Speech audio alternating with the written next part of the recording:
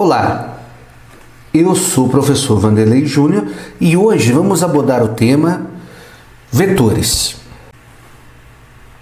Quando estamos falando de vetores, a primeira coisa que a gente precisa identificar é por que nós utilizamos vetores. Os vetores são utilizados para representar as grandezas vetoriais. Essas grandezas vetoriais, elas se caracterizam por, além do módulo e da unidade de medida, a gente tem outras duas características, que é a direção, que nada mais é do que a reta que suporta a grandeza. Então, quando a gente está falando de direção, a gente pode falar de direção horizontal, direção vertical. É comum a gente usar ângulos para expressar direção, como 60 graus com A horizontal ou 30 graus com A vertical. Mas além do módulo, da unidade e da direção, nós precisamos de uma outra característica dessa grandeza, que é o sentido. Numa determinada direção, numa determinada reta, nós temos dois sentidos, nós temos duas possibilidades. Por exemplo, na direção horizontal nós podemos ir para a direita ou para a esquerda. Na direção vertical eu posso ir para cima ou para baixo. Ou na direção inclinada eu posso ir para nordeste ou para sudoeste. Uma vez que eu identifiquei que são grandezas vetoriais, nós temos como exemplos que nós vamos estudar de imediato o deslocamento. Se vocês observarem aí na figura, o deslocamento é representado por essa reta vermelha que liga o ponto que eu saí ao ponto que cheguei. A aceleração, quando um corpo cai, ele é puxado para o centro da Terra e esse puxão provoca uma mudança de velocidade, fazendo o corpo ficar mais rápido. Essa grandeza é chamada de aceleração e também é uma grandeza vetorial. Nós temos a força e a velocidade. Enfim, agora que sabemos o que caracteriza uma grandeza vetorial, a gente pode pensar: como que eu represento essa grandeza? Uma vez que eu não posso dar só o valor à unidade, como eu faço para representar essa grandeza? Eu vou representar usando o vetor, que nada mais é do que um segmentozinho de reta orientada que a gente vai buscar lá na matemática. Ou seja, um segmento de reta orientada, ele é uma seta. Quando eu olho para essa seta, como que eu vou representar as características da grandeza vetorial nela? Observe, eu vou representar o símbolo que vai me dizer que ela é um vetor, é a letra representativa do vetor com uma setinha em cima, como está explicitado aí para vocês. Para determinar o módulo, eu vou ter que considerar que esse vetor tem uma origem e uma extremidade. A distância entre a origem e a extremidade desse vetor me dá o que eu chamo de módulo do vetor. A reta que suporta o vetor, ou a reta sobre o qual o vetor está apoiado, me dá a direção dele. E por fim, a cabecinha da seta, ou a extremidade do vetor, me dá o sentido. Eu represento o vetor V pelo V com uma setinha em cima e represento o módulo do vetor V como vocês observam aí em verde. A gente tem aqui ou o V entre módulos, eu estou falando só do valor, só do número dele, ou o V sem a setinha em cima. Daí você fala assim: tudo bem, professor, mas como que é mesmo essa questão de representar o módulo? Como que o módulo representa uma determinada grandeza? Imagina que um rapaz esteja empurrando um bloco de pedra. E eu falo para vocês aí que essa setinha vermelha é o vetor que representa a força que ele faz. E essa setinha vai ser, eu atribuo a ela esse tamanho de setinha, um valor de 40 newtons. Então observe, eu estou falando que a seta que representa a grandeza, a força, desse tamanho que vocês estão vendo no desenho, tem um valor de 40 newtons. Se ele aumentar a força e fizer uma força 2 vezes maior, observa que se eu estou representando novamente um vetor força com 2 vezes o valor do anterior, o tamanho do vetor força vai ter que ser 2 vezes maior. E se ele aumentar a força que está empurrando e a gente considerar 3 vezes o valor do vetor força, então o tamanho dele vai ser 3 vezes maior. Por isso que nós falamos que o tamanho do vetor força representa o módulo desse vetor força. Então vamos praticar um pouquinho, vamos ver se vocês entenderam o que eu estou falando.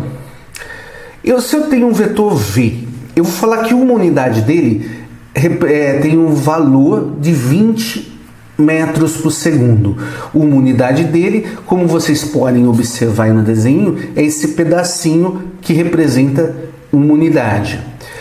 Qual é o módulo desse vetor V? Se a gente for ver lá, ele tem 1, 2, 3, 4 pedacinhos. Opa! 1, 2, 3, 4 pedacinhos. Então, se cada pedacinho vale 20, o módulo dele, observa aqui, ó, o V entre módulos, ou sem a setinha em cima, é de 80 metros por segundo. A direção, a reta sobre a qual ele está colocado, é horizontal. O sentido é para a direita ou para leste. É dado pela cabecinha do vetor, pela seta. Tudo bem? E esse agora? O que vocês me dizem? Não é mais um vetor V de velocidade, é um vetor de força. A unidade dele aqui são 30 newtons. Cada pedacinho vale 30 newtons. Então, se nós formos contar aqui, 1, 2, 3, 4, 5, 6, 7, 8. 8. Ah, professor, eu conto até a pontinha da seta? Até a pontinha da seta.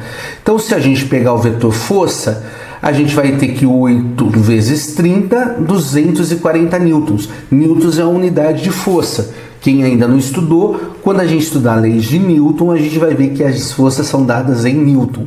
A direção dele é uma direção, é a reta que contém ele está na vertical. E o sentido dado pela cabecinha da seta, ele está apontando para cima, então eu posso colocar que é ou para cima ou então para o norte. E por fim, esse vetor, a gente tem que ele tem um módulo, observe que uma unidade é de 10 metros por segundo ao quadrado.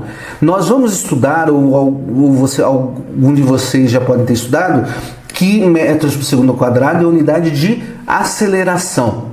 Como o meu vetor tem 2 pedaços do tamanho dessa unidade, o meu módulo vai ser de 20 metros por segundo ao quadrado. A direção, ele está formando um ângulo de 45 graus com a horizontal. E o sentido, aí nesse caso eu vou ter que saber os pontos cardeais, ele aponta para o nordeste.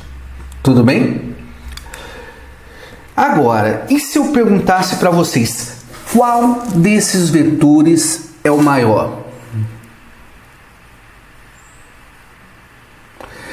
Vocês podem ficar tentados a falar que é o vetor força, que é 240.